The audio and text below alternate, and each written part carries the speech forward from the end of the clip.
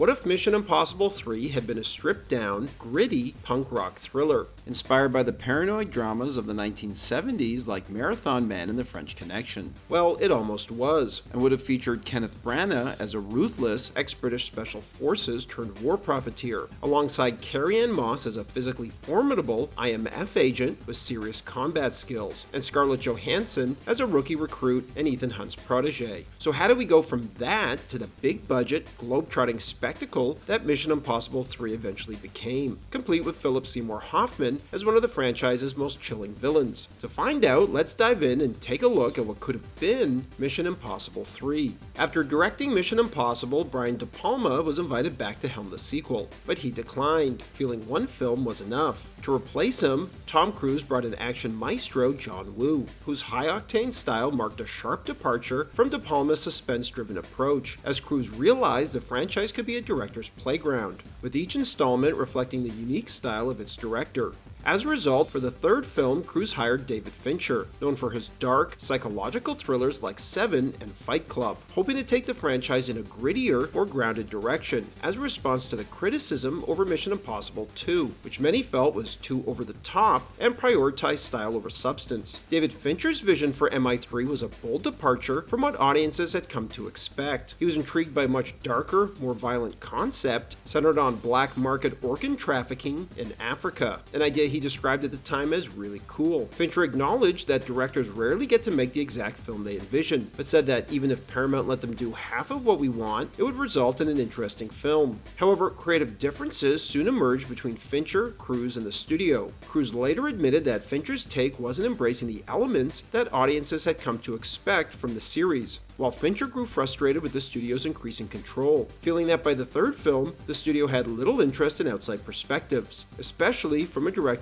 unwilling to simply follow the established formula. Ultimately, Fincher walked away, and the search for a new director began, and that director would be Joe Carnahan, who had just fought an uphill battle to get a second feature film, Narc, made. A gritty 1970s-style cop thriller with an electrifying opening chase and a gut-punch twist ending, Narc struggled to find a distributor, until Tom Cruise saw the film and stepped in as an executive producer, helping it secure a theatrical release and saving it from going straight to DVD. Joe Carnahan joined Mission Impossible 3 in early 2003 and began developing a radically different take on the franchise with screenwriter Dan Gilroy, who would later write and direct Nightcrawler. Their vision was a stripped-down, gritty, and politically charged punk rock version of Mission Impossible, a sharp departure from the glossy, over-the-top style of the second film, which Carnahan felt bordered on self-parody. Inspired by the paranoid thrillers of the 70s like Marathon Man, Carnahan's script focused on private military contractors and the murky world of international arms deals. It would have opened with a sniper carrying out a high-level assassination in West Africa of a premier, only for the assassin to peel off their face during the escape, revealing it was actually Ethan Hunt in disguise, as the assassination throws the country into chaos. The plot centered on private military contractors destabilizing foreign governments for profit, with Hunt and his team navigating a web of arms deals and political manipulation stretching from the US to the Baltic and West Africa. Kenneth Branagh was set to play the villain, who was inspired by real-life former SAS officer Timothy Spicer, a figure who amassed wealth and power through shadowy mercenary operations and weapons imports in war-torn regions like Sierra Leone. Branagh's character would have been a former British colonel who becomes a billionaire by offering private military solutions to resource-rich nations in crisis during things like civil wars, in exchange for control over copper mines and diamond trades. Carnahan envisioned a tense, geopolitically grounded thriller, and planned to make it on a lean $50 million budget, a far cry from the $186 million blockbuster the film would later become. To play the female lead, Thandiwe Newton wasn't asked back. Her experience on Mission Impossible 2 had been fraught with tension, particularly during one night shoot in Spain between her character and Cruise's Hunt, but Newton's dialogue, according to her, simply wasn't well written. Both actors were frustrated, but Cruise grew increasingly agitated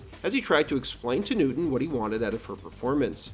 In an attempt to break through the impasse, he suggested they rehearse while the cameras were rolling and swap roles. Newton would play him and he would play her. It was a bizarre move, and while Newton said he meant well, she found it the most unhelpful exercise imaginable. Rather than improving the performance, it pushed her deeper into a state of terror and insecurity. She recalled the moment in vivid detail, noting that at the start of the night she had noticed a slight red mark on Cruise's nose. As the hours wore on and the stress built up, she watched, almost in real time, as it transformed into a full whitehead, growing bigger and angrier as the scene dragged on. To Newton, it became a surreal symbol of the pressure she was under and the tension permeating the set. The entire experience was emotionally draining and likely contributed to the decision not to bring her back for the next film. To replace her, Carnahan cast Carrie-Anne Moss as a fellow IMF agent and Ethan Hunt's new love interest. Though she had vowed never to return to action films after The Matrix, an experience so physically demanding it took her years to recover from, Moss couldn't pass up the opportunity to work with Cruise. Despite her initial hesitation, she threw herself into rigorous physical training, determined to take on new challenges. She began learning a range of new moves and skills specifically for the role. Action choreography and stunts she hadn't done before. While she admitted it was frustrating at first, especially not being immediately great at something, her commitment was unwavering. Though she was tight-lipped about the specifics, it was clear she was preparing to deliver a performance that would have pushed her physical limits and likely blown audiences away. Scarlett Johansson was brought on board to play a new IMF recruit and Ethan Hunt's protege. Like Carrie-Anne Moss, Johansson immediately began stunt training alongside Cruise, diving headfirst into the physically demanding preparation the franchise is known for. So what went wrong? Unsatisfied with the draft that Carnahan and Gilroy had developed, and feeling it lacked the scale of the previous two films, the studio brought in writer Robert Towne, who had co-written the first two films, to take a fresh pass at the script. While the studio and others involved were enthusiastic about Towne's revision, Carnahan was not. He found it uninspired and too reminiscent of the second film, which he had deliberately tried to steer away from. Tensions rose as creative disagreements became more vocal, and despite hindsight regret about not staying quiet and just going along with it, Carnahan ultimately chose to walk away.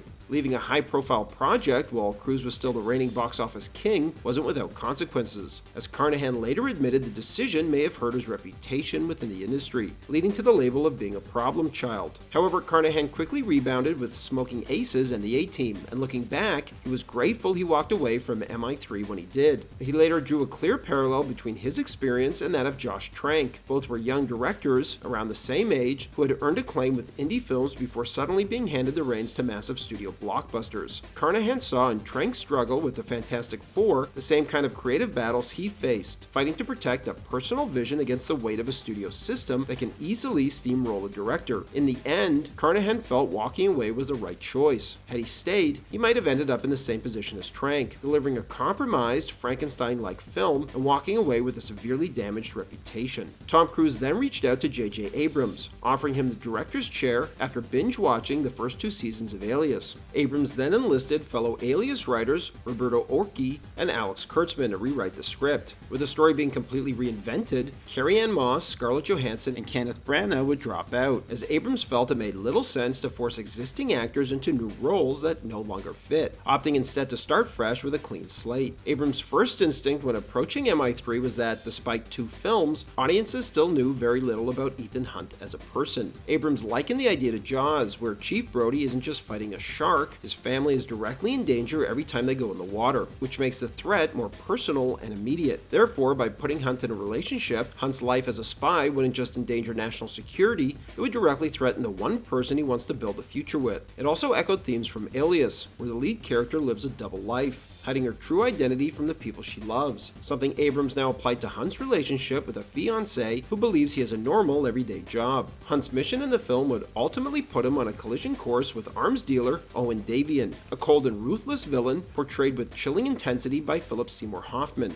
However, before Hoffman was cast, the role was offered to Billy Bob Thornton, who turned it down, concerned about being typecast as a villain. Ricky Gervais was originally set to play Hunt's tech-savvy sidekick Benji, after a chance encounter with Cruise at the Golden Globes led to Cruise offering him the role. However, Gervais ultimately dropped out when production delays shifted the schedule. Around the same time, after the success of Shaun of the Dead, Simon Pegg was asked if he planned to leave the UK for Hollywood action roles. He jokingly replied, "It's not like we're going to go away and do Mission Impossible 3. Ironically, Pegg would later be cast in that very film as Benji. However, Pegg has since clarified that Gervais was actually intended to play a different character altogether, one that was cut when the script was rewritten. One of the most controversial aspects of the film, and what would become a hallmark of J.J. Abrams' mystery box storytelling, is the complete lack of explanation for its central MacGuffin, the rabbit's foot. Early drafts of the script explored various possibilities for what the rabbit rabbit's foot could be, but every version felt anticlimactic or too derivative, including one that revealed it as a deadly bioweapon,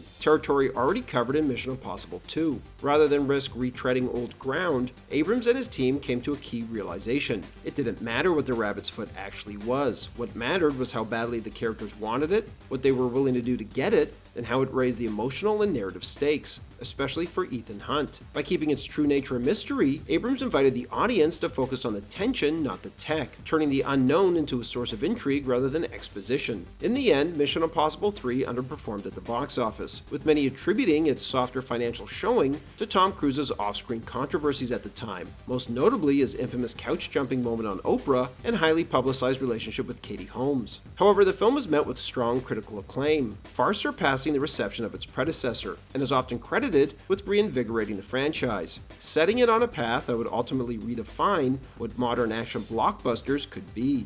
Thanks for watching, everybody, and don't forget to like and subscribe to Bullets and Blockbusters for more great content.